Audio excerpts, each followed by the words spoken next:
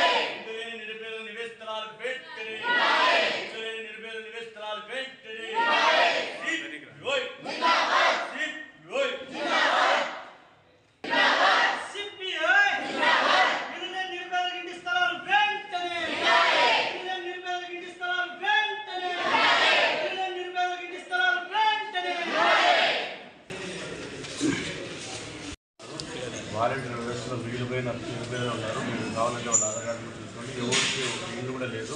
టౌన్లో 3,000 లేదు సార్, మీరు తీసుకోండి సార్. తీసుకొని ఉంటేనో మీరు పక్కన పెట్టండి. ఎవరికి నిరుపేదలే ఉన్నారు. అది లోకల్ తప్ప వేరే కూడా లేదు. అది నిజమైన లబ్ధిదారులు ఉన్నారు. మీరు చూడండి, అందరూ నిరుపేదలు. బాడీ కట్టుకునే పరిస్థితి 3,000, 4,000, 5,000 బాడీలో ఉండేవాళ్ళు. ఆ బాడీ కట్టుకునే పిల్లలకి గంప వ్యాపారస్తులు, చిన్న చిన్న సోడ బండల్లో ఈ పాచిపని చేసే వాళ్ళకి నిరుపేదలు తప్ప వేరే ఎవరు కూడా దాంట్లో ఇల్లు నిరుపేదలు చేస్తారు. చూడండి, మీరు గుర్తించండి. ఇంత కార్మికులే ఉన్నారు, నిరుపేదలు ఉన్నారు. కాలేదు సార్, అప్పుడు కూడా ఎక్స్చేంజ్ సరే సార్. ఆ వాలంటీర్ వ్యవస్థలో మిగిలిపోయిన ఈ నిరుపేదలు చదివేస్తారు. వాలంటీర్ వ్యవస్థలో మిగిలిపోయి కదా వాళ్ళ ప్రోగ్రాలు వీళ్ళు రాక మిస్ అయిన వాళ్ళు మాత్రమే దీంట్లో ఉన్నారు సార్. మీరు అది చూడండి, గుర్తించి ఆ సైడ్లో కూడా చూడండి సార్. ఇప్పుడు పని ఇది చేసుకున్నారా? 4 రోజులు చేసి పెట్టాను సార్. పని కూడా అది సార్. మీరు చట్టాన్ని చేతిలో మీరు చెప్తుంటే ఖచ్చితంగా చూస్తారు. గవర్నమెంట్ డిస్ట్రిబ్యూట్ తీసుకెళ్ళి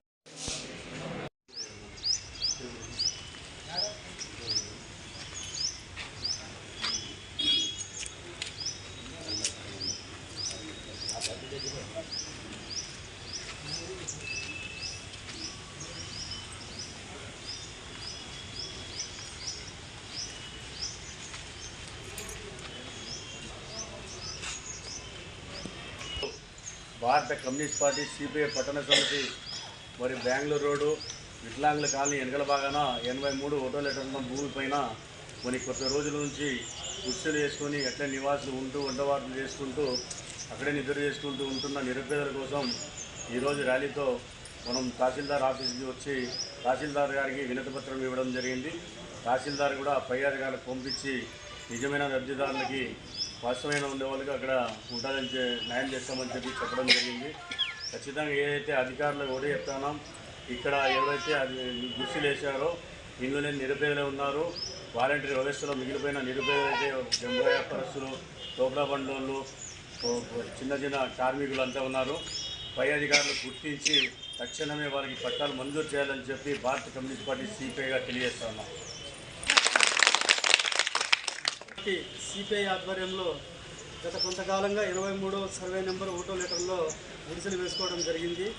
దానికి అనుగుణంగా ఎవరైతే అధికారులు ఉన్నారో వాళ్ళు మా మీద దయచలిచి ఇక్కడ ఉన్నటువంటి వారి విధి విధానాలు కనుక్కొని తర్వాతే మాకు పట్టాలు ఇవ్వాల్సిందిగా కోరుతున్నాము.